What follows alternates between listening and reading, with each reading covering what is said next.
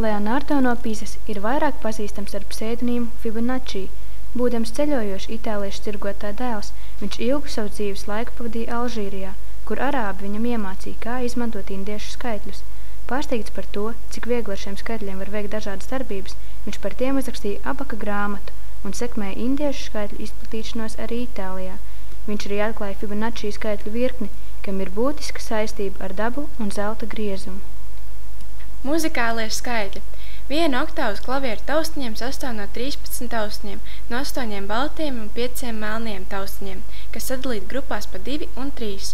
Cik savādi, visi nu pat minētie skaitļi ir no Fibonacci virknes, tā ir vēl viena neparasta sakritība.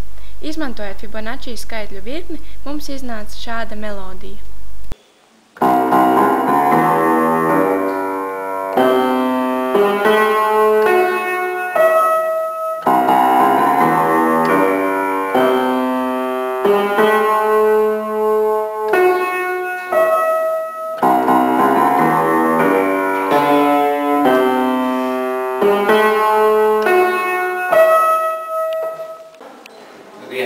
Plus 1 ir 2, plus 3 ir 5, plus 8 ir 13, plus 21 ir 34, 55 F, I, B, O, N, A, Č, Fibonacci!